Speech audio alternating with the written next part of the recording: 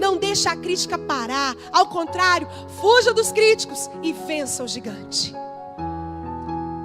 Fuja daquelas pessoas que não têm muito a te acrescentar. Em terceiro lugar, eu te disse que vence o gigante quem primeiro vence o pessimismo. Vence o gigante quem consegue vencer as críticas, principalmente dos que estão mais perto. Em terceiro lugar, se você quer vencer gigantes, olha comigo o que diz o verso 38. Saul vestiu a Davi da sua armadura e lhe pôs sobre a cabeça um capacete de bronze e o vestiu de uma couraça.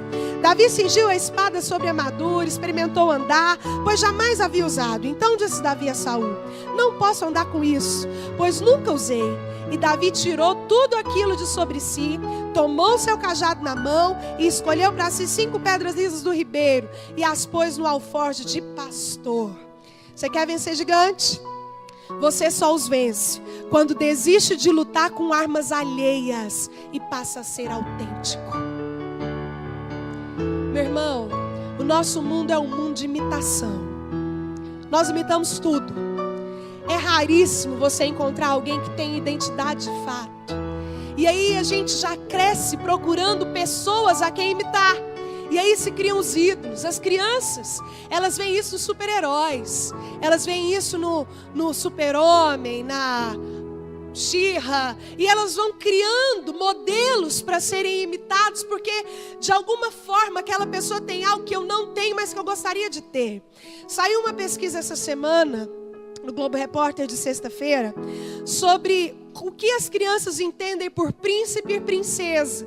E o referencial maior disso até hoje é a Cinderela, que as meninas olham e veem aquela bela moça se transformar em princesa e casar-se com o príncipe. E nós vamos criando ideais para nós imitarmos. O contexto aqui fala disso. Saul falou: Davi, você vai enfrentar o gigante, então vem cá. Eu vou te colocar uma armadura. E Davi, meu irmão, ele era pastor de ovelhas. Ele estava acostumado a ficar com uma roupa folgada, somente com um cajadinho na mão. E aí o rei Davi, diz a palavra de Deus, cingiu a espada sobre a armadura, colocou nele Davi, vestiu uma armadura, colocou um capacete na cabeça, uma couraça no corpo. E a Bíblia diz que Davi mal conseguia andar. Você consegue imaginar essa cena? Davi não dava conta de andar, porque aquela roupa não era dele, não fazia parte do que era do ambiente dele, não era natural para ele. E aí ele olhou para o rei e falou: rei, é o seguinte, eu vou, mas eu vou do meu jeito. Foi no riacho, pegou 5 pedras, pegou a funda e foi enfrentar o gigante. Meu irmão, Saul queria colocar uma armadura em Davi que não era dele. E Davi falou: eu não posso andar com isso, tire isso de mim. Não tem como você enfrentar gigante com a arma dos outros. Não tem jeito, meu irmão. Em tempos de crise, pessoas e sugestões de pessoas vão querer que você se torne iguais a elas. Você já viu isso? Gente que tem a receita para você vencer o que você está precisando. É tão simples, vai desde quando você fala para alguém: eu tô gripada, a pessoa já te dá 4 ou 5 receitas de chá, te manda tomar um remédio que você compra na farmácia. E todos nós temos receita. Tem até um ditado que diz que de médico louco, todo mundo tem um pouco. Porque a gente dá opinião. Nós somos assim. Mas quando nós somos nós mesmos, quando nós nos lembramos que nós somos únicos, singulares, você pode vencer o que te aflige com o que Deus te deu, sem precisar buscar no outro, sem precisar buscar na história do outro, no jeito do outro, porque o que é do outro é dele. E Deus nos trata de forma única. Nós somos seres únicos para o Senhor. Deus nos coloca para vencer num campo crivado, mesmo de perdedores. Mesmo onde todo mundo já perdeu, Deus pode te fazer vencer. Não se assuste com o gigante que te ameaça e tenta escarnecer de você. Agarre ele pelo pescoço e triunfe sobre ele no nome de Jesus. Oh, meu irmão, você e Deus vão ser sempre maioria. Davi sabia em quem ele cria. Davi sabia que tipo de gigante ele afrontava, até onde ele podia ir, e sabia que a autenticidade dele como pastor e como Davi era a única coisa que ele precisava para vencer. E a mesma coisa o Espírito Santo te diz nessa noite: Ele vai te dar tudo o que você precisa para vencer. Você não precisa pegar do outro, não precisa olhar para o outro e não precisa querer o que é do outro, em nome de Jesus. Em quarto lugar, meu irmão, olha o que diz o verso 48. Sucedeu que, dispondo-se o filisteu a encontrar-se com Davi, este se apressou e, deixando as suas fileiras, correu ao encontro do filisteu. Oh, meu irmão, em quarto lugar, só vence gigante quem está determinado a vencer. Quem não desiste, quem não olha para o problema e fala: é grande demais, eu vou parar, não dou conta demais. Davi não olhou, não andou para a linha de batalha. A Bíblia diz que ele correu. Quando ele viu o gigante, em vez dele recuar, ao invés dele parar, o verso que nós lemos diz que ele se apressou, deixou as fileiras e correu ao encontro do filisteu. Ele estava ansioso para ganhar, ele estava querendo vencer, ele era um homem determinado. Por que será que ele escolheu 5 pedras? Eu fico imaginando Davi pegando as 5 pedras e pensando: se uma não der, a outra dá. Se a segunda não der, a terceira vai dar. Se a quarta não der, a quinta dá. Oh, meu irmão, no nome de Jesus, Deus não te criou para ser um fracassado. Ele quer que você caminhe em triunfo. Não quer que você desista de lutar e de vencer. Não quer que você pare no primeiro objetivo. Ao contrário disso, Ele quer encontrar entre nós pessoas como Davi, amém? Que encontra o obstáculo e corre para Ele, porque sabe com quem pode lutar, que sabe quem vai à sua frente. Lá em Gênesis, Moisés tinha uma batalha grande para vencer.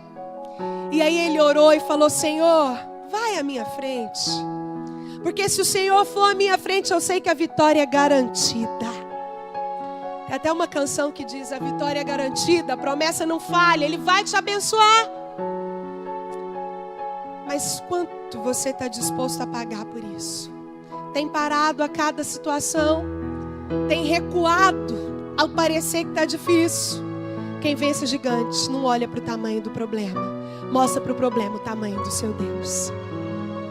Em último lugar, meu irmão, nós estamos falando como é que vence gigante. Olha o que diz comigo o verso 37. Diz assim a palavra do Senhor: disse mais Davi: o Senhor me livrou das garras do leão e do urso, Ele me livrará das mãos do filisteu.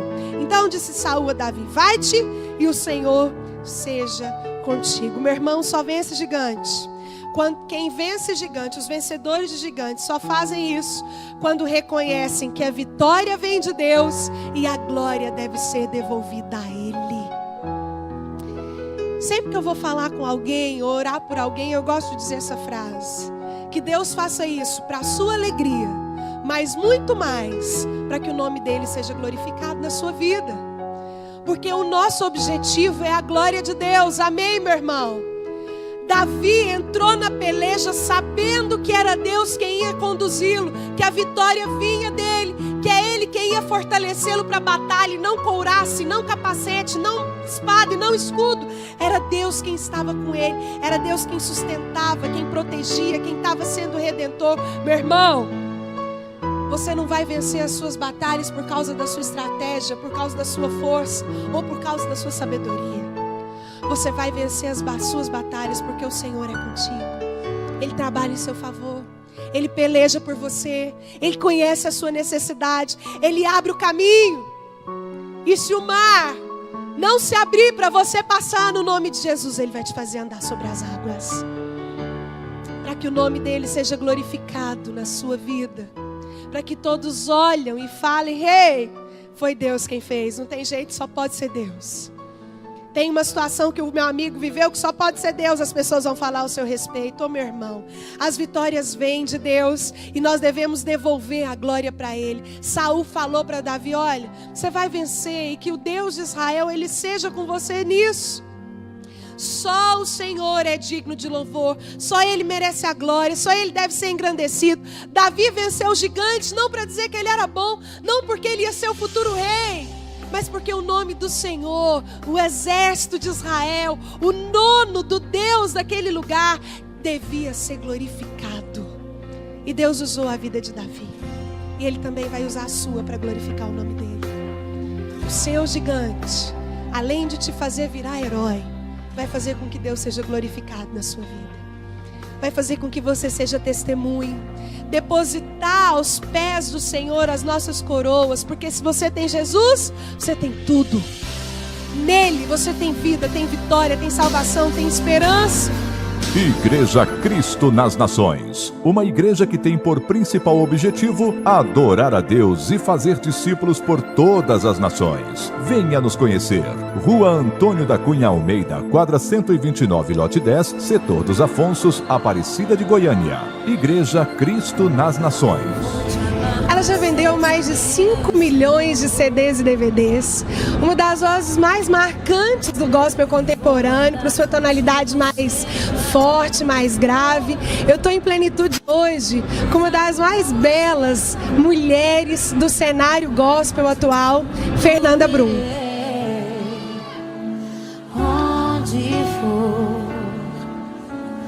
Pastora Fernanda, é uma honra te receber aqui em plenitude. E eu já gostaria de começar sabendo de você. A nossa igreja faz um trabalho missionário. Nós somos voltados para missões. E todo o seu percurso, né, desde bem novinha, 16 anos, a gente já vê missões em todo o seu trabalho.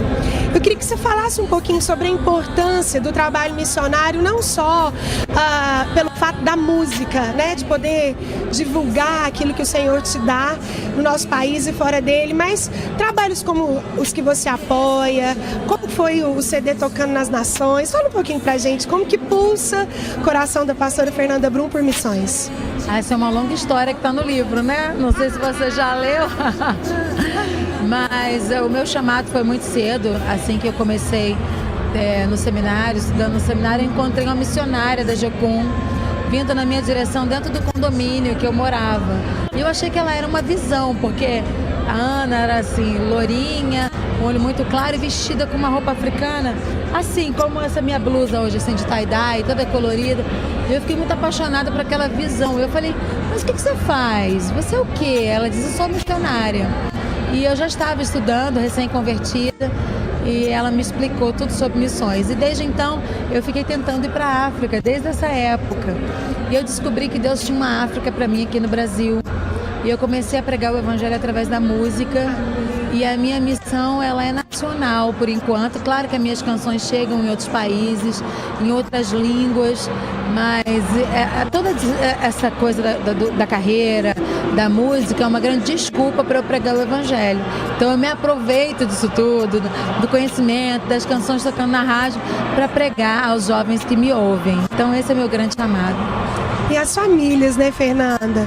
Como é que o seu ministério é um ministério que alcança muito a família, né? Ele não tem muita idade. A gente usa suas canções no nosso encontro, e desde Alguém da Ásia me disse, né, até Cura-me, e pega todos os filmes. Como é que você compõe, Fernanda? Como é que nasce uma canção no seu coração? Em nome de Jesus, vamos orar.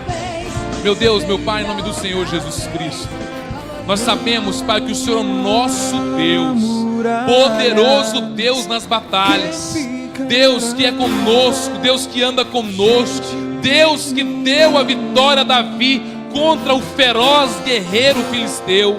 Deus será o mesmo Deus hoje ainda. E o Senhor pode, Pai, em nome do Senhor Jesus, quebrar todos os grilhões, todas as correntes, todas as cadeias que nos, Pai, que nos impede de prosperar, que nos impede, Pai, de ir adiante. O Senhor é esse Deus, e nós pedimos em nome do Senhor Jesus, toca hoje, Pai, em todas as vidas, toca nas famílias, e que em nome do Senhor Jesus nós possamos ter a vitória, mesmo, Pai, como a perspectiva é ruim, mesmo quando a dificuldade parece ser maior, nós temos certeza de que, como Davi, nós iremos vencer esses gigantes, nós iremos vencer a batalha, nós iremos ter a vitória no final, porque o Senhor é conosco.